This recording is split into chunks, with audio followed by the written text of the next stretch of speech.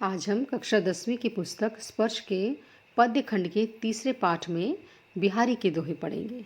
बिहारी रसिक जीव थे, पर इनकी रसिकता नागरिक जीवन की रसिकता थी। इनका स्वभाव विनोदी और व्यंग्य प्रिय था। लोक ज्ञान और शास्त्र ज्ञान के साथ ही बिहारी का काव्य ज्ञान भी अच्छा था।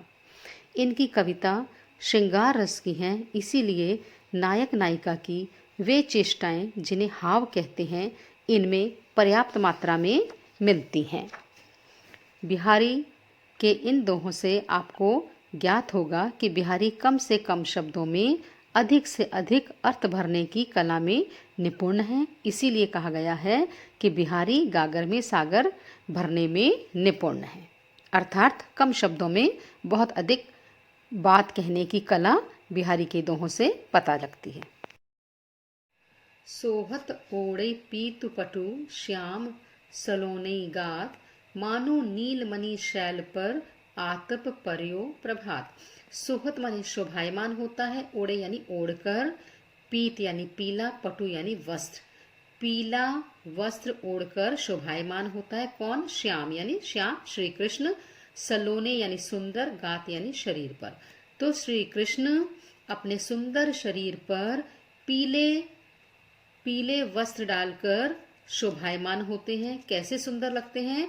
जैसे मानो नीलमणि शैल पर, नीलमणि पर्वत पर आतप पर्यो प्रभात। प्रभात ने सुबह के सूर्य की किरणें पड़ रही हो। जैसे नीले रंग का पर्वत है, उस पर सुबह पीले रंग की सूर्य की किरणें पड़ रही हैं, उसी प्रकार श्री कृष्ण के सांवले शरीर पर पीले रंग के वस्त्र शोभायमान हो रहे हैं। कहलाने एकत बसत अहि मयूर मृग बाग, जगत तपोवन सो कियो दीरग दाग निधाग। अब क्या है? जगत तपोवन सो कियो, जगत को, इस संसार को तपोवन के जैसा कर दिया। किसने कर दिया? निधाग यानी ग्रीष्म काल की दीरग दाग, बहुत अधिक गर्मी ने, ग्रीष्म काल की प्रचंड गर्मी ने इस जगत को, इस संसार को तपोवन के जैसा बना, तपोवन जैसा बना दिया। तपोवन जहाँ पर तपस्वी लोग रहते हैं। कैसे बना दिया? कहलाने एकत बसत, क्योंकि एक साथ बसने लगे। कौन कौन? अहि यानी सांप, मयूर यानी मोर। सांप और मोर, मोर यदि सांप को देखता है तो खा लेता है, लेकिन यहाँ पर मोर और सांप एक साथ बैठे हैं। मृग यानी हिरन, बाघ यानी शेर, और शेर यदि मृग को, हिरन को देखता है तो उसका शिकार कर लेता है, लेकिन यहाँ पर शेर और हिरन एक साथ बैठे हैं।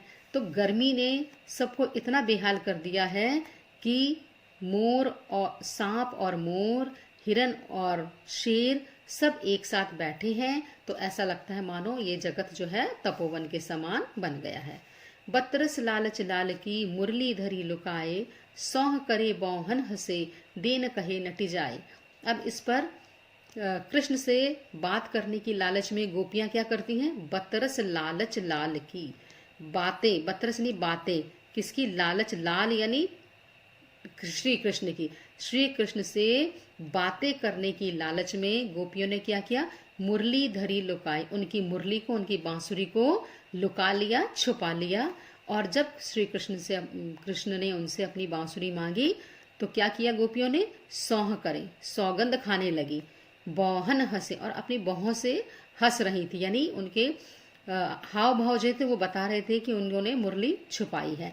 देन कहे, और जब कृष्ण ने उनसे कहा कि उनकी मुरली दे दो तो नटी जाए, तो वे भाग जाती है। तो देखो, एक पूरी जो एक वृतांत है उसको एक दोहे में बताया गया है कि श्री कृष्ण से बात करने की लालच में गोपियों ने उनकी मुरली को छुपा लिया, और जब कृष्ण ने उनसे अपनी मुरली वापस मांगी तो सौगंध खाती हैं, लेकिन अपनी बाहों से हंसती हैं, और जब वो अपनी मुरली मांगते हैं तो वो भाग जाती हैं।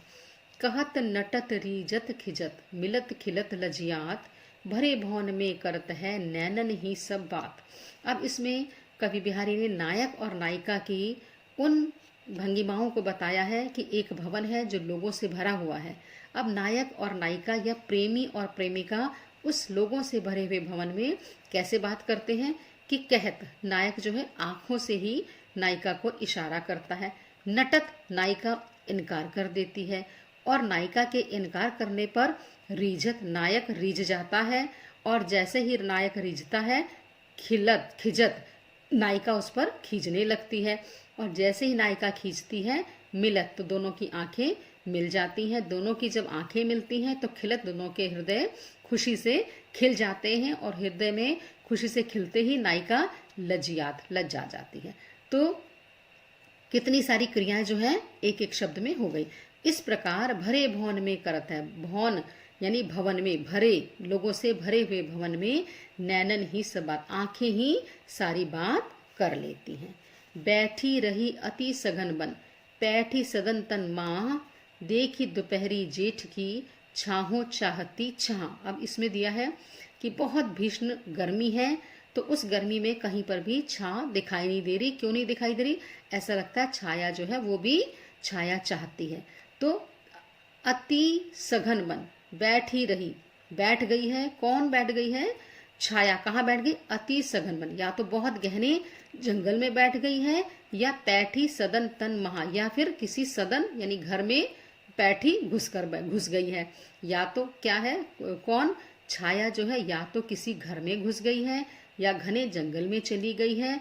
क्यों चली गई? देखी दोपहरी जेठ की, जेठ महीने की भीषण दोपहर को देखकर छाहो चाहती चाह, छाया जो है वो भी छाया चाहती है। तो इसीलिए छाया कहीं, जेठ की भीषण गर्मी की दोपहर में छाया कहीं दिखाई नहीं देती।